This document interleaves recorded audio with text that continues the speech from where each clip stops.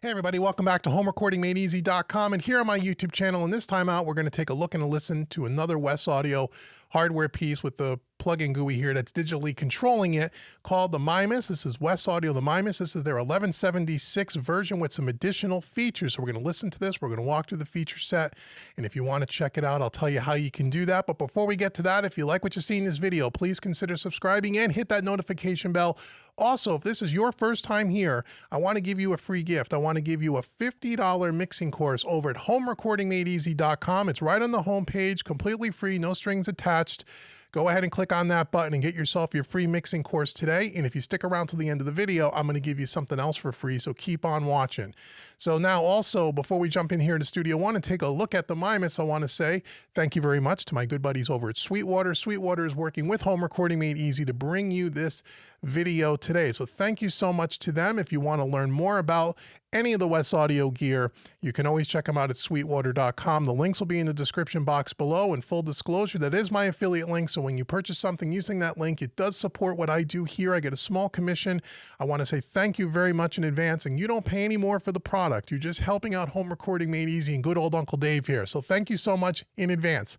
Now let's get into Studio One. So here's the Mimas. Here's the 1176.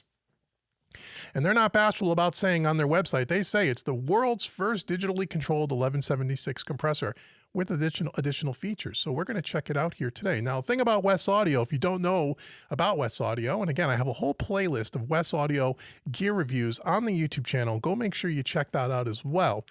All of their hardware, and they're one of the only companies that do this. There are a couple other companies that make a couple of pieces, and more companies are jumping on board to this kind of technology and this kind of new way of working with hardware in the digital audio recording world. Is all their hardware is 100% analog signal path, but it's digitally controlled with a plugin. And what does that mean to you? What that means to you is you can easily integrate their hardware into the digital recording and mixing and mastering workflow, and you have 100% recallability from session to session without having to write down settings and take a look at your knobs on your hardware, take photographs. So when you jump between sessions, you don't have to manually reset up your hardware for every session because it's all done here digitally with a plugin. That is super unique, and to me, that's a game changer in the whole hybrid working in your home studio. Hybrid meaning you're adding hardware along with your software, your digital audio workstation. So now you can kind of have the best of both worlds.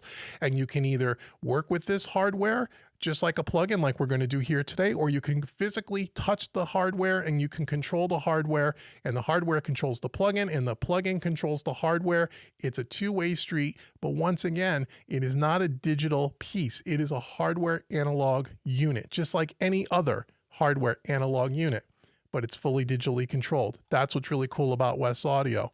Great stuff from what I've seen so far. So I'm really excited to bring this to you today. So let's walk through the features of this. Just like in 1176, we have an input and an output, right? So you drive the input, we'll put more signal into the unit, and you can gain stage it by turning down the output. We have our attack and release settings. And again, just like in 1176, if you're all the way counterclockwise, you're at its slowest attack setting. All the way fully clockwise, you're at its fastest attack setting. And the same thing goes with the release. Right underneath that, and you'll see it on the hardware as well, if it's in focus, is this little micro USB cable. Now, what this is used for is whenever you use any of the 500 series Wes Audio modules, and they have several of them, but if you can use it in any 500 series chassis. You don't have to use the Wes Audio chassis. The benefit of using a Wes Audio 500 series chassis, and that's what I'm using the Titan. What that allows me to do is plug in, it's a 10 space rack, but I could plug in up to 10 modules into the chassis, and everything is digitally controlled with one USB cable that's on the back side of the Titan that plugs into my computer. So I don't have to have a USB cable for each individual module. That's when you use the Wes Audio Titan 500 series rack. And again, you can click the link in the description box and check that out. But let's say you already have a 500 series rack by API or Neve or whoever else, right? And you've already got a couple of pieces of gear you really like, and you don't want to get rid of that rack and buy a new one. You just want to maybe add the Mimas or one of their other Wes Audio 500 series modules. No problem. You can use it in any 500 series rack. But in order to digitally control that piece, you would use the micro USB cable here on the front and plug it into your computer. and then it's fully digitally controlled. Okay, so keep in mind that if you have a non-Wes Audio 500 series rack and you want to put 2 or 3 modules into that rack and control them digitally, you would have to have a USB cable for each one of the modules. So if you're going to get a bunch of Wes Audio stuff, it may make sense to add a Wes Audio rack. It'll save you on some USB cables and spaghetti behind your computer, and you don't have to take up all the USB ports on your computer. Make sense? Okay, hopefully that makes sense. That's the left side of the unit. Now on the right side of the unit, this particular unit, this particular plug-in GUI looks a little different on the right side than what's on the hardware. And it's one of the only Wes Audio 500 series where the plug-in doesn't look 99.9% identical to the hardware. This is an updated version of the 1176 Mimas by Wes Audio, where it looks a little bit different because they've added a couple additional features. So at the top here, we have our way we can look at our meter. We have our gain reduction, our input, and our output. Then we have this section called our mode section. So right now it's in the compressor section, which is the way you would typically use an 1176 compressor. But we also have this feature called saturation, where you can not use the compressor and we can just add some drive here, some coloration, some harmonic distortion. We'll listen to that in a minute, where we can drive the signal, okay? And then we can trim it down because we're increasing some of the volume, the overall volume level, we can trim it down here. That's something that's not on an 1176.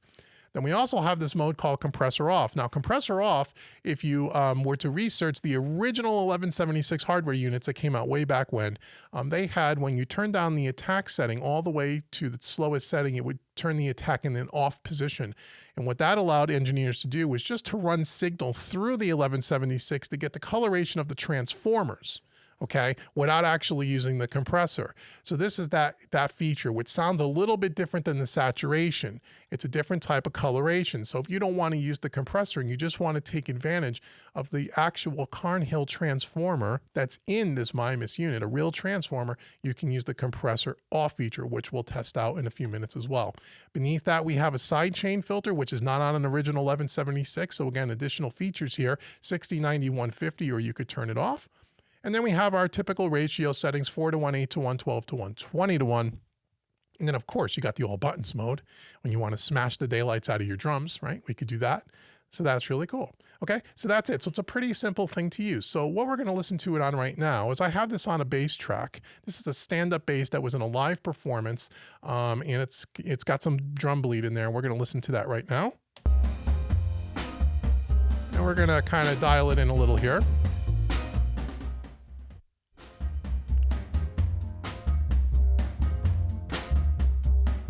Then we'll level match it here. We'll do a fast attack on this. Maybe a medium fast release. Let's go 4.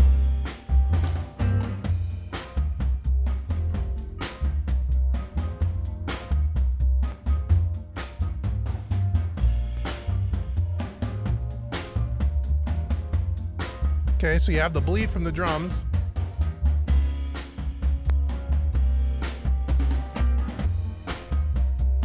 In there as well. Now, if we wanted to maybe listen to this, a better situation might be to do this on the DI. Let's do this on the DI. The DI might be a better way to do this. And by the way, I'm using Pipeline XT here in Studio One to integrate the hardware into the DAW really easy. I got a whole video of that on the YouTube channel. All you have to do is go check that out. Okay, so I'm going to shut this one off and we're going to listen to this. I'm going to disconnect it, right? You can only have it on a one slot at a time. Just disconnect it here. We'll disconnect it here and we will hit that like that. Okay.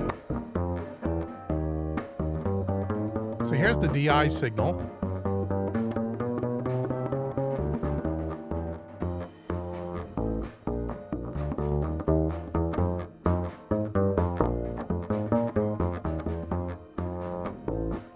Okay, so you can really hear how it really tucks in those transients. This is a pretty dynamic track, as you can see here. I'll move the plugin out of the way. You can see how dynamic that this is. So you can hear as as he's starting to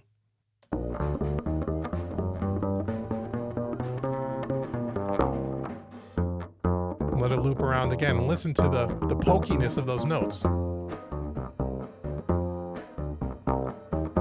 Bum, bum, bum, bum, bum, right? Watch the compressor.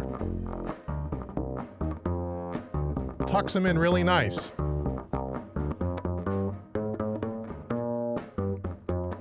On a fast attack.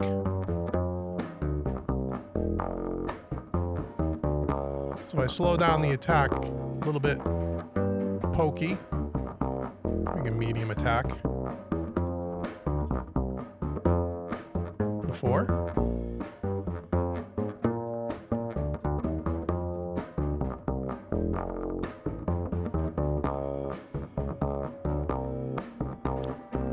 On this track, it needs to be more fast attack to really help control that transient.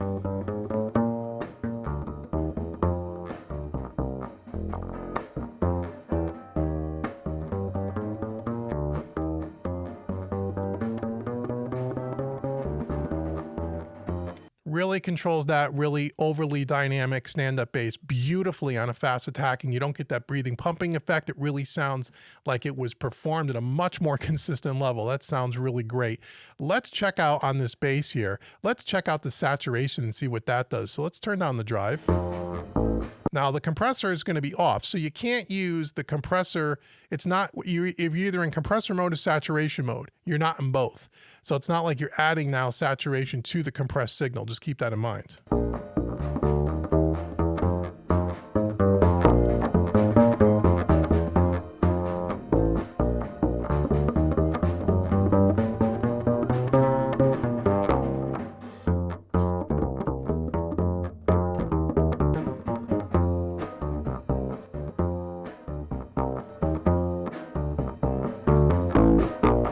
Get nice and crispy if you want. It's before.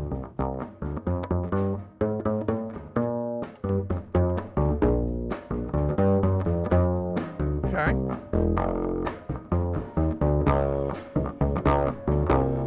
So there you go. So you can use the drive feature if you want to use that. But again, now you're not in compressor mode anymore.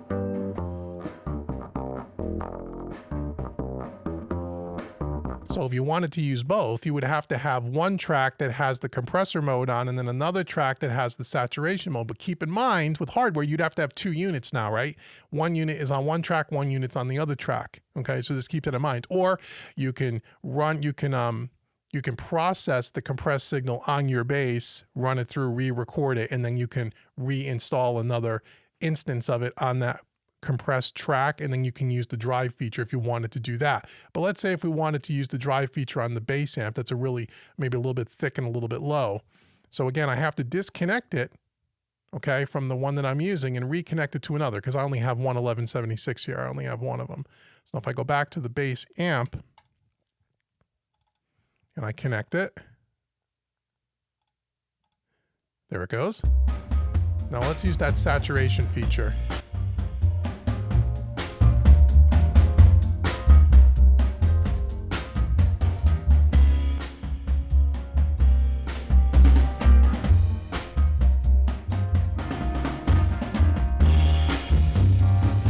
Now, we have all the drums bleeding in, so this is not a great example, but I just want you to hear what it sounds like.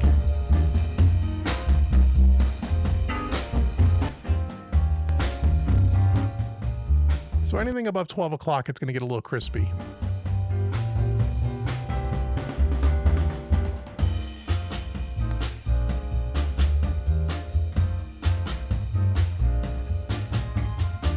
Okay. So now in compressor mode, let's check out compressor mode here. Okay, we have an input and output, or compressor off mode, excuse me, where we're just running it through the transformer. So we'll turn down our output here.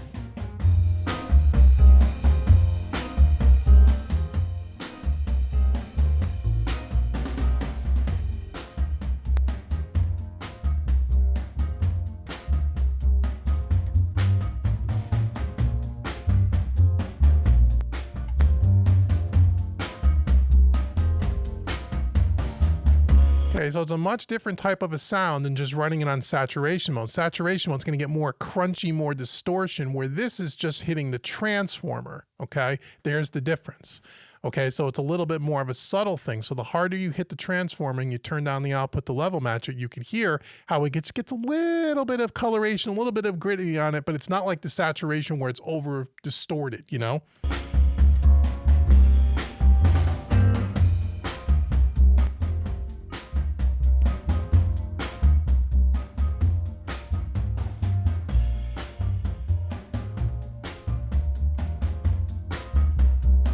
Okay, really cool.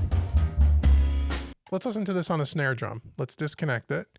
Again, once again, you just go down here and you just hit disconnect and it will gray out. See that? So now it's deactivated and now I can use it on another channel, which I've got these on a few different channels. Let's listen to it on a snare here and just see what it does. And I got pipeline here.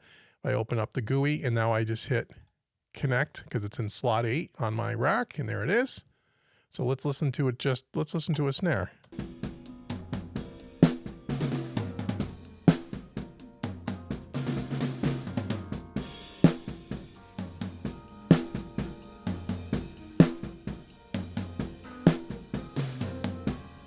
Kind of a slower attack, fast release.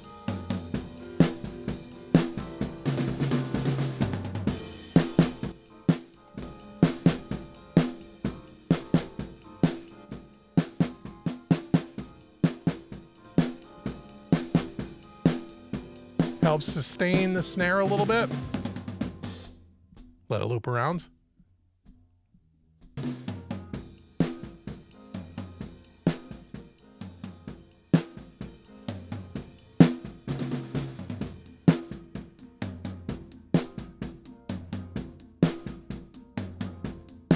Let the transient come through on the slowest attack.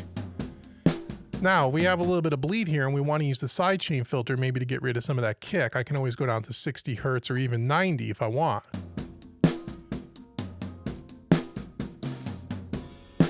So that low end's not affecting the compressor as much.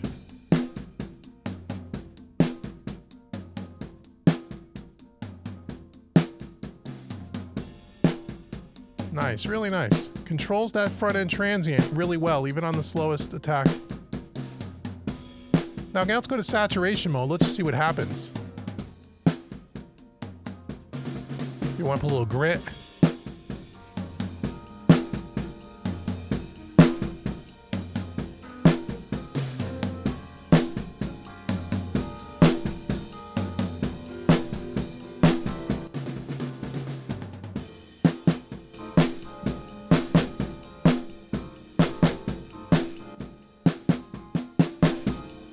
It's a little bit of distortion.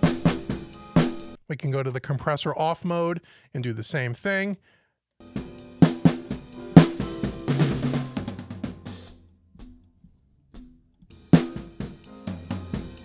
This again where we're driving the transformer.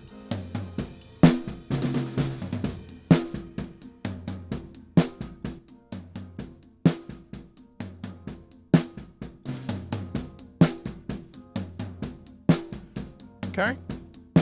So it depends on what you want. Depends on what you want. You know, you can, again, to have the 3 separate options is really, really cool. I think a good thing to have with this, and I only have one, but it might be good to have a pair of these, you know, where maybe you can spread them around your mix a little bit, or you can have, you know, you can have 3 of them if you want. You know, they're, you know, again, if you in a regular analog studio, a lot of times you would see 2 or 3 1176s. That might be kind of cool to have a pair of these. Would be really nice to spread them around, and you can use, you know, one where you're using the compressor and the other one where maybe you're just using the saturation or the compression off mode to kind of spread around the saturation throughout your mix. Let's listen to it on a lead vocal. Again, we got it disconnected here.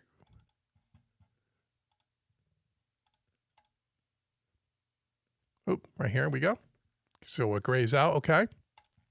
And then we'll reconnect it here. Oops, sorry about that, Pop. My fault. There we go. And now let's just loop a little bit of this vocal here, maybe where it gets a little bit dynamic so we could hear how the 1176 kind of tucks in the vocal. Because she could get pretty dynamic here. And we'll go over here, actually. Down at the palace, 2 cents are priceless. I'm gonna go to a chorus here. Here we go. 'Cause there's no. Yeah, there we go. A lot of pokey words there. You'll hear a lot of words that kind of jump out of the mix because it's very dynamic, and that's totally cool. That's very common for vocals, right? So we're gonna listen to this. 'Cause there's no denying that tonight will be sublime as long as you're around. So let's go with fast attack. Let's do a little bit more of a quicker release, a little medium style release here. 'Cause there's no denying that tonight will be sublime as long as you're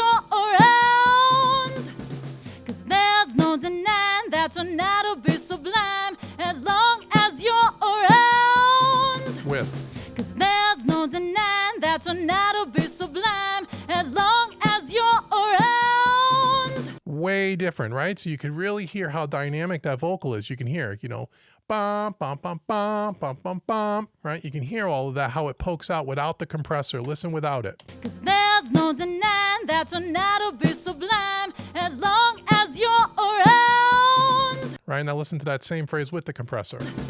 'Cause there's no denying that tonight will be sublime as long as you're around. And I'm only doing a 4-to-1 ratio. If we do 8-to-1, 'Cause there's no denying that tonight will be sublime as long as you're around. so now you can hear it compresses even more, right? So now that might be, maybe it's a little bit too breathed, a little bit too pumpy. Well, then you can even back off the input a little bit. 'Cause there's no denying that tonight will be sublime as long as you're around. Without. 'Cause there's no denying that tonight will be sublime as long as you're around. With. 'Cause there's no denying that tonight will be sublime as long as you're around. Works well, sounds great, very wide open. Again, I mean, that's a very dynamic vocal. 8-to-1, back off the input a little bit. We're doing almost 10 dB of compression, and you don't hear that breathing and pumping. It sounds more organic, more natural, like it was performed that way, which is really great. A lot of versatility here in the Wes Audio Mimas compressor. I really like this 1176. And again, because it's 100% digitally controlled, and I say this over and over again, this is the difference for me personally, who is moving and has been moving over the last 6-8 months into a hybrid setup in my studio.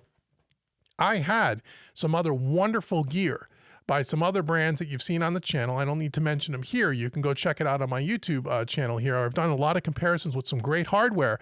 The problem that I had was that, again, I switched between probably 8 or 10 different sessions a week with all the different things I do here at Home Recording Made Easy. And when I was using that hardware, to have to go back and manually recall it all was one big pain in the rear end. And I decided, what ended up happening, to be totally honest with you, is more than 50% of the time I didn't use the hardware because I didn't want to have to go back and forth. It was too much of a pain. So to find Wes Audio where it's like, this is great, it's all digitally recallable, I sold off all that extra hardware to get all this hardware. And I love the way their stuff sounds. I think it sounds great. I hope that they expand and get more hardware into their catalog. They only have 5 or 6 units right now that are digitally controlled. And I have videos on all of them.